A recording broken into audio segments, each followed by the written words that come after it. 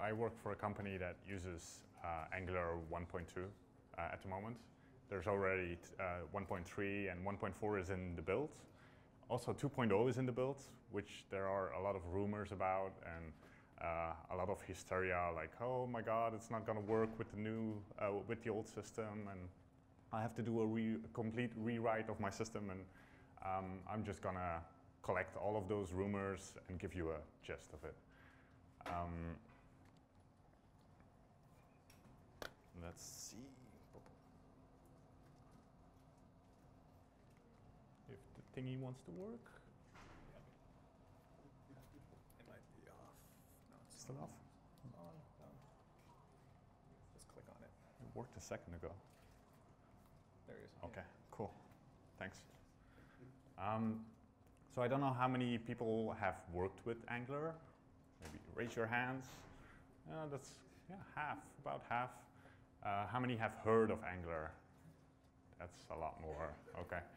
So Angular is a JavaScript framework that allows you, that makes a lot of things a lot easier than writing it in native JavaScript. It provides features as routing or a modular system, templating, data binding. Data binding is essentially where you have a view, you want to show something that's stored in JavaScript, and you want to show that on the web page, and it creates that easy binding system for that. And also, it's completely written to be testable. So there's no race events inside of the framework, so you can just, it's very easy to test for it, for bugs and stuff like that. But originally it was designed as a system to create persistent forms. And that was it. Like just a form, you fill it in, and it saves it data. It's data. And it was created for designers, so not even for developers. And somehow it took off, and they added all of these features, a huge amount of features. So they started off with a simple system. Then they added things like templating, directives, dependency injection, where you can get other modules into components that you want to use. And this creates this whole bulk of a system that's not very nicely looking, because it wasn't originally designed to be this whole big thing that's called Angular. So it starts to get a little bit frictious, and they try to reorganize the inner workings of the system to still make it maintainable, but the outside needs to stay the same, because there's like 1 million apps built with this. And if they change it, then people get really, really mad. They don't want to go into code, fix, have to fix all those breaking changes when there's a new version coming out. Furthermore, there's something called web components that's coming out. Web components is essentially a lot of the functionality that's in Angular, but built into the browser. So it's faster, the browser needs to support it, so it's not the work of Angular anymore. So a lot of the things are duplicate of each other. They created custom elements with Shadow DOM, which is essentially the same thing as directives that they added. So those two conflict. They don't conflict, you can use them together, but they're a duplicate of each other.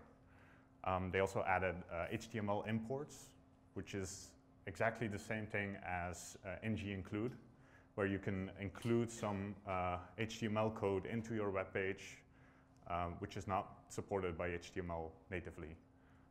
Now it will be, right? But Angular also has that.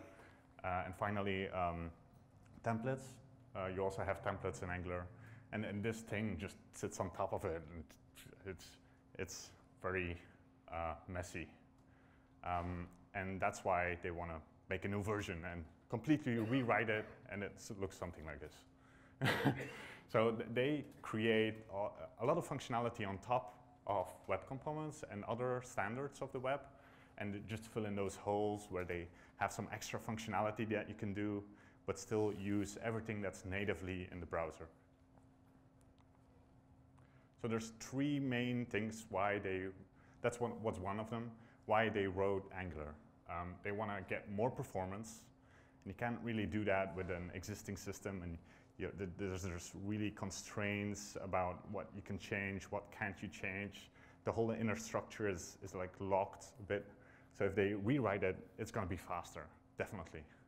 Also, the guy that originally wrote it has got so much experience from it that if he can do it again, he will make it 10 times better. Well, actually 5 times, but it's still good. Also, web components like Polymer allows you to build on top of that, like I said. And the last thing is make it easier to learn. There's a lot of concepts that you have to learn in Angular, like directives and templates and providers and services, and those all have a steep learning curve. And once you know them, you can do very powerful things with them, but it takes a lot of time, and not a lot of people, like beginning people of Angular, say, oh my God, why do I have to write all of these things if I can do it in 5 lines of JavaScript code, right? So they make it simpler. First thing is performance. This is a baseline, so essentially written in JavaScript. The whole application is very cumbersome. You have to write a lot of get element by ID, set value, get the new value, then update it again. And then you have Angular 1.x, which is, yeah, it's a little bit slower than the baseline. But then if you take Angular 2.0, which is essentially the same functionality, so you can do it just as easy or even easier, but you get like maybe 50% slower than the fastest you can go, right? And the view cache, I'll get back to that. That's essentially caching views, like seeing, oh, this view, you want to reuse that, and you haven't changed too much about it, so let's just reuse it instead of destroying it and then recreating. So the first thing that makes Angular this much faster is the detection of change. Every time something changes, Angular has to update all of the DOM and like, oh, this value changed in JavaScript, I need to update it here. Oh, this input field changed, so I need to update it there. And it takes care of all of that, but there's a cost to that. And it's using a library for that. That's going to be a lot faster. It's called Watchtower.js, which essentially is a polyfill for observables for DOM structures. So it's essentially the same thing again. You want to use the native things in the browser, where you can, for a certain DOM structure, you can say, hey, I want to be notified when this changes. And then you will get that event very fast because it's natively in the browser. But for now, Watchtower will polyfill that, and you will get the same functionality, just not natively. And the other thing is, a different kind of change detection is dirty checking, when it doesn't really know what changed, just something has changed, and then it has to search what has to change, which is a very heavy operation. Takes a lot of time, and this is essentially one of the big bottlenecks of Angular. And most of the time, you have to say to Angular, hey, something changed, figure out what it is. And there's this new library that was ported from Dart. Dart is a different language, essentially, to replace JavaScript, but more efficiently. And that one has this notion of zones. I can explain it with this little graph, or this little code. If you have this code in JavaScript, what will happen if you execute it? What will be the order? So A will execute first, then B will execute after a certain time, which is 0 milliseconds, which will essentially say, oh, okay, I need to schedule this execution in a delay, and then this one does the same thing, so also on the queue, then D executes, then B executes, and then C executes. The problem here is, what if Angular wants to detect when something has changed? It should run its change detection algorithm here, right? But it can only know, oh, here something started, because this is in the Angular context. It knows, oh, something has executed here and here. So it will run this change detection here and not see all of the changes that happen here. The way, so you start there, stop there, and then you want it to apply there, but it doesn't. The way zones work is for every function that gets executed, it adds a start and a stop function inside of that function. So you know when each function executes. And here, those same functions are passed in. So the same functions are called within those asynchronous functions. It's a lot of asynchronous functions, but essentially it says these functions have executed, the last one is that one, so apply.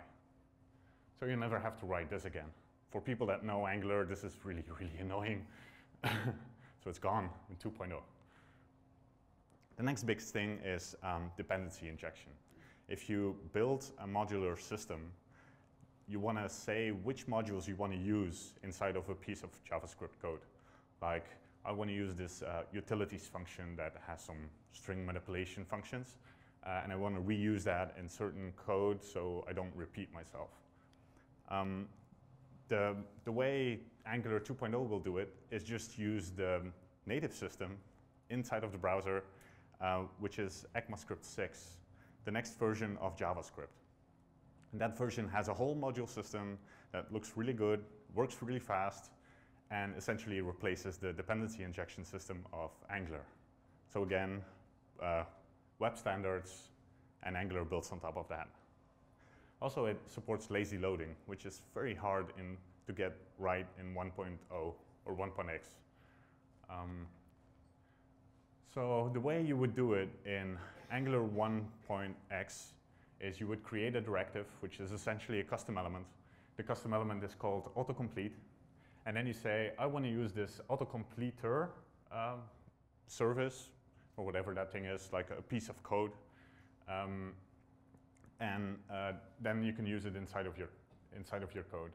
You can see it's there again, and that's to fix one of the major problems that came up after they added this functionality, is if you minify this code, like make sure that all the variables have as shortest name as possible to reduce bytes having to be sent over the wire, then this thing will get renamed to like A or B, and it doesn't know that this was the autocompleter. So you need to provide the same thing again as a string, which it's not dry. It's very annoying to do that, because if you have like 10 of those, that's a list of 10 of those, and then repeat it here again. So it's ugly, but it's because it was a growing system. The new way of doing this is you have just a class. Classes are supported in ECMAScript 6, which is great, and you just have a constructor. And the constructor creates this thing, the autocomplete thing, and you can just pass in this thing, the name of the function, and it will know that that is the correct thing. Now you say, hey, that's not very dry. This thing is here again. What did we save, right? Why is that thing there again?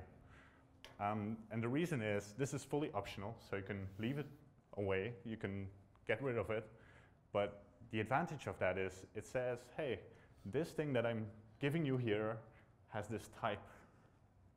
So there's optional type checking, which is something that was never in JavaScript before.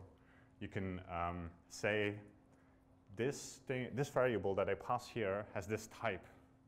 And then if you get a little bit of a good IDE or a coding environment, and you type autocompleter dot, it will just give you all the functions and all the variables that you can use.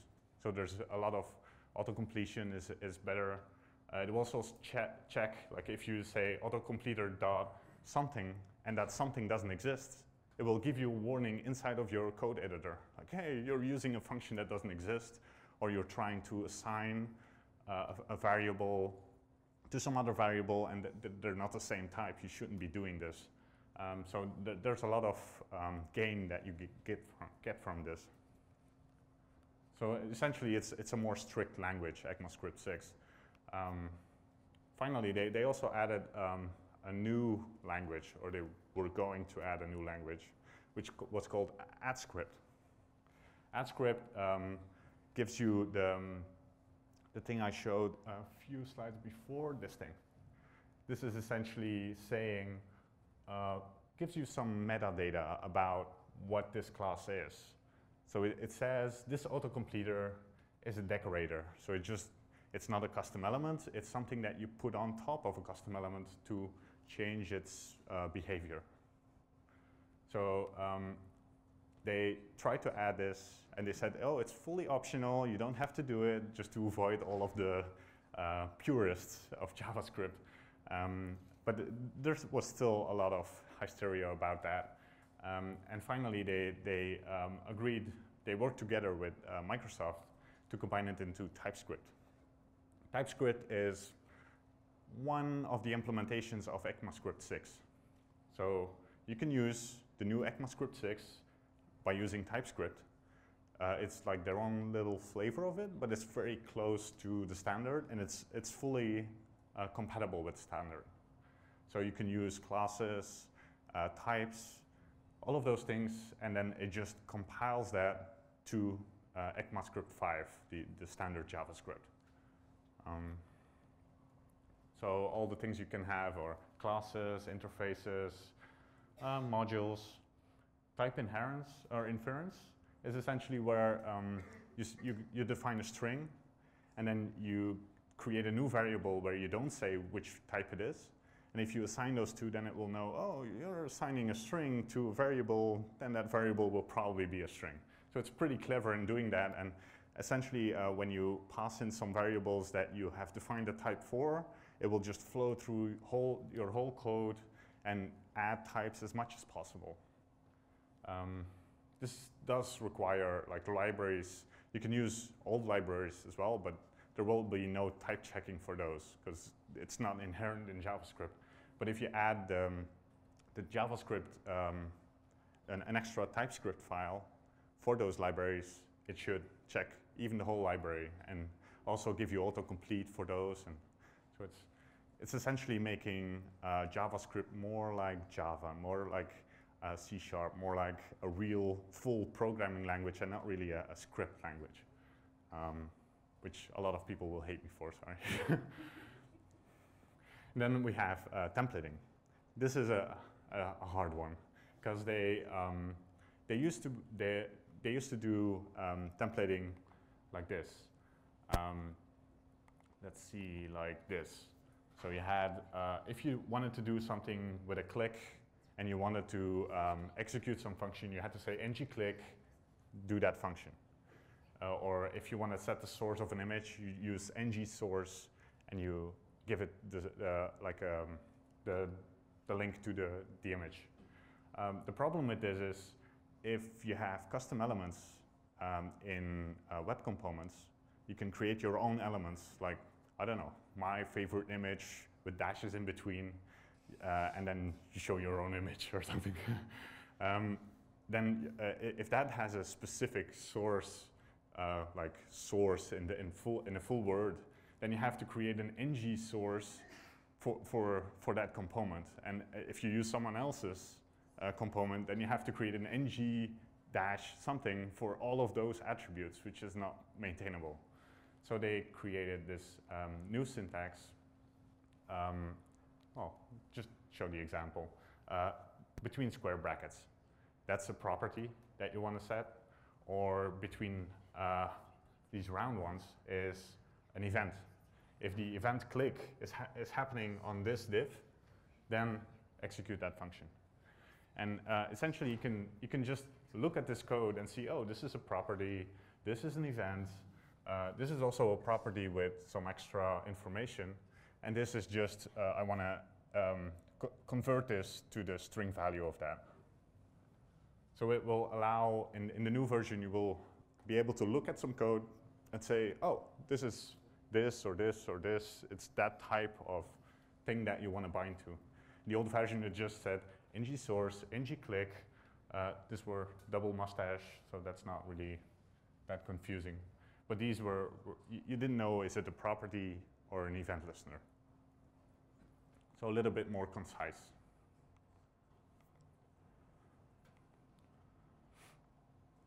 Then one of the major components that they have already written, because a lot of this stuff is not yet finished. It's still in progress. They're still discussing on how are we going to do this, what's the best way, is there, that they're trying to prime their mind on like this, there's an ideal solution out there, and how do we get to that? We don't even know what it is, but it's there. We're going to find it, and it's going to be the best thing that every developer will love. And I think that this is pretty close. They created a router that has all of these basic capabilities, like just static routes. Essentially, the router just, when you enter the application and you enter a certain URL, it will look at that URL and then say, where does the user want to go? Does he want to go to just the base URL, or is it the about page, or is it like the edit of that user with that ID, and then I have to load that user edit screen, and oh no, wait, he doesn't have access to that, so he needs to go to the login page first. It's like that thing that routes everything. And it has all the basic things, but then it has some extra cool functionality. One of the cool things is you can create a router and then have a sub-router that is just bound to one of the routes of the main one.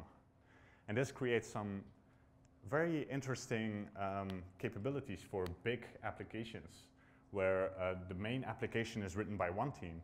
And then they say like editing users is a whole subsection of the website. And we just give you, hey, make your own router, and then we'll just hook it up under the /users subdirectory. And they can do whatever they want here with those subdirectories. And even people can just make components like an user editor system, and then just hook it up, and it will all work. You just have to say, this child router is below this subdirective, and it will hook up everything. It will work. That's what the guy said on YouTube about this. So it can still change, but this seems like a pretty solid implementation already. And they're also backporting this to the 1.4 version of Angular. So you'll be able to use it in your current applications. The underlying structure of this router is a pipeline system. So it essentially says, is the user logged in? Yes. Does he have access to this user? Yes. Is this user editable, for instance? I don't know, I'm just inventing here. Then it says, no, you jump out and you go back to like a page that says, you don't have access to this user. And you can change all of these. Like you can pull this one out, like it doesn't have to check if the user is logged in. I don't care about security or whatever. Or you can add extra stuff in here. And the adding is very powerful, where you can say, for instance, if you're editing a user, you can recognize that pattern of the URL and say, he's trying to edit this user or doing something with this user. You can just say, okay, I'm first going to get the data of that user and then pass it into the constructor and then continue. So the constructor doesn't even, or the controller doesn't even have to get the data of the user. It will already be provided. So for all of those things that you would have to repeat in every controller that does this, it will just get all of the data before you even get there, making the controller smaller, more concise, only what it has to do and not what it has to get to be able to do it. Then there's some criticism on a new system. There's always criticism. People don't like change. They hate change. And there was a lot of criticism on Angular 2.0, even though it's not even there yet. It's like 2016 maybe. They hated TypeScript, but that's been fixed. It's in TypeScript now. You cannot hate TypeScript, right?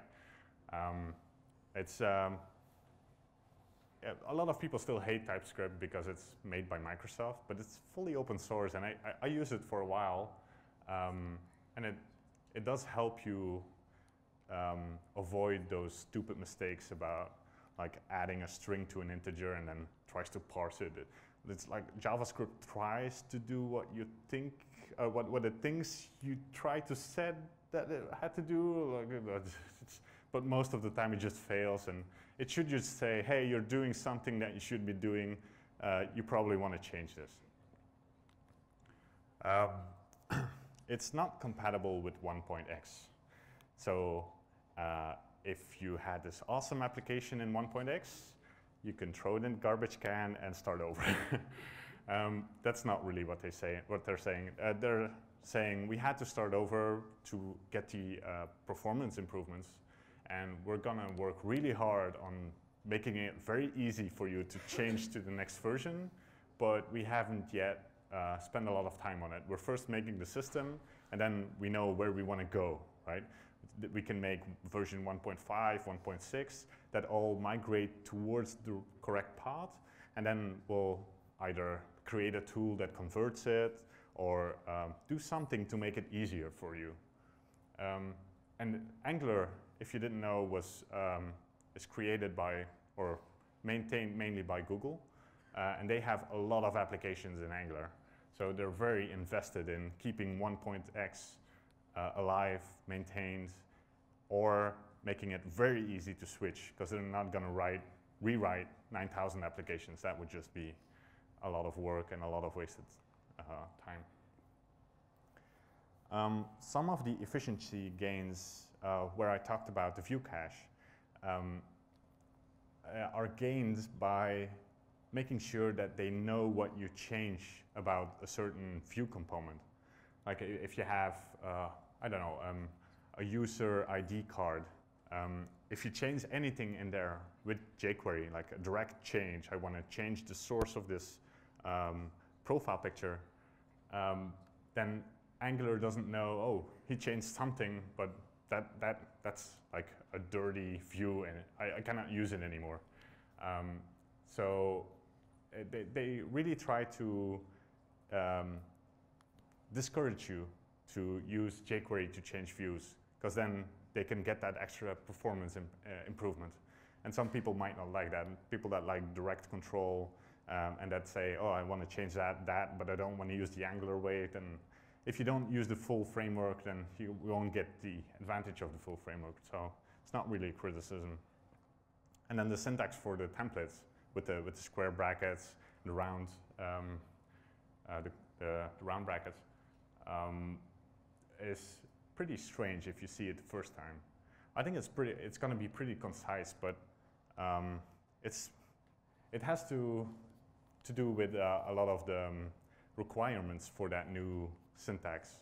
Like it has to be valid HTML, it has to be designer friendly, so you cannot use like JSON inside of there or something, because the developers don't really like writing a lot of brackets and stuff like that.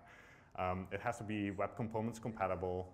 It has to be debuggable, so if you inspect it in Chrome, you want to see those attributes still there.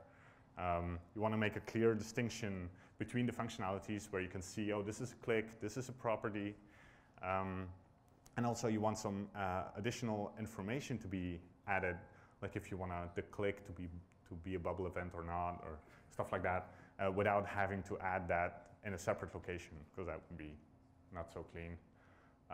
So if someone finds something better, contact the Angular guys and tell them, because they're open for any input, and they're still designing the system. So this is a perfect time to let your voice be heard. And then lastly, I saw a lot of comments and criticism on not having enough communication about what they're doing. It's like they get into their high tower and just create this whole awesome system and then say, oh, now you have to use this. And they might do a little bit better on that, but you have to keep in mind that they're still working on the 1.4, the 1.3, so they're still maintaining those while they're making a new system and still figuring it out, and then they have to talk about it, and they only have 24 hours in a day. So it's not really criticism. I just did those to fill some extra time, right? You want to, it's really important to see why they did everything and why they made the choices that they made. They spend a lot of time on it, and if you then bring it out and they don't communicate why they did something, then people just say, oh, that looks strange, just do it differently, but they don't say how to do it differently that that keeps in mind all of those constraints. So we're at 1.3, 1.4 is in beta, 1.5 I heard will be like on the roadmap to 2.0, like making it easier to migrate or adding some extra features that will make it more concise, and then 2.0. But there's a big gap in between there. So we'll see. They'll try their best, I'm sure. How can you get prepared for 2.0?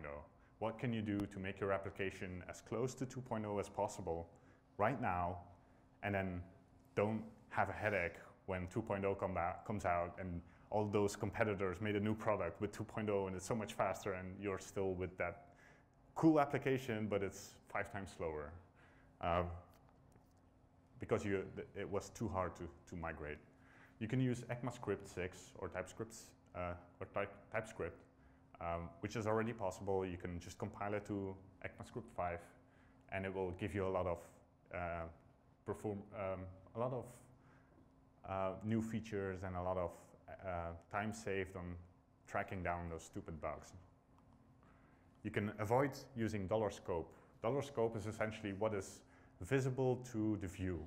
Everything that you can bind to in a web page to something in the back has to be on the scope. Well, the scope will be replaced by just the class, the context of the class that you define it in. So you just use this dot. And if you make a controller in Angular 1.x, you can already do that, this point, and just use it that way. That would make it easier.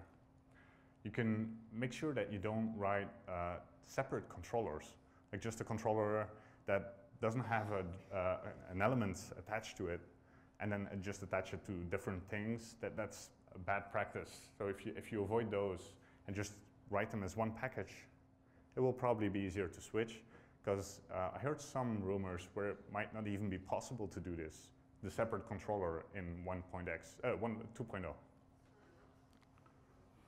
And then the dependency injection of Angular, you can just replace that by ECMAScript 6 modules right now already. It's a big change though. You have to rewrite a lot of stuff. It's pretty boring work, but it should be easy to do. Just a lot of work. And that would allow the 2.0 version that uses this system to be easier compatible. And finally, avoid jQuery. It's very unfortunate, but if you do that, then the performance of Angular 2.0 will go down. So you have to use the full framework, use as much of the features of Angular as possible, and then it will be able to reason more about what has changed, what didn't change, so what can I reuse, what can I not reuse. So let's hope it gets here fast and it's easy to migrate. Thanks.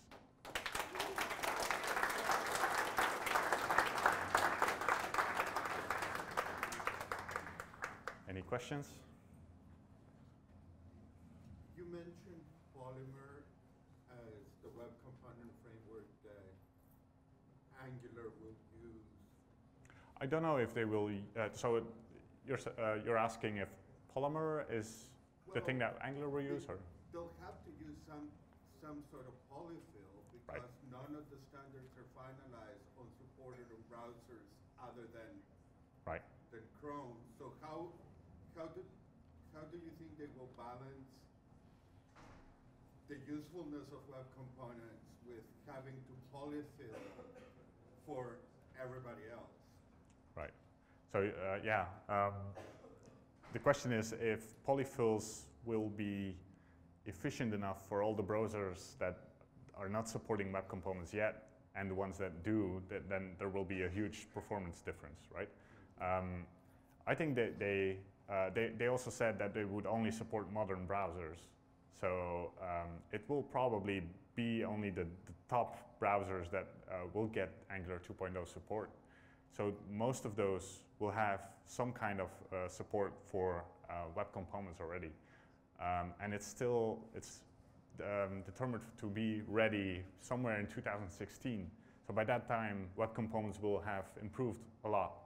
So there will be less need for the polyfill. So there will be less difference. I'm not sure if they will use the Polymer polyfill, but it seems to be the most complete polyfill at the moment, if that answers your question. Yeah. Thank you. Any other questions? It was quite a technical, oh yeah. What's the difference between Polymer and Angular? Because I think everything you talked about, you can also do with Polymer. Right. There's some differences. For instance, what's the difference between Polymer and Angular? Because most of the things that you can do in Angular, you also can do in Polymer already. Polymer or web components has custom elements, but they don't have directives. Directives can be, you can use multiple directives on a single element just to give it extra functionality. And that's something that's not possible in the custom elements of web components. So you can create one element, but not like one element with another custom element with it that adds some functionality. That's not possible.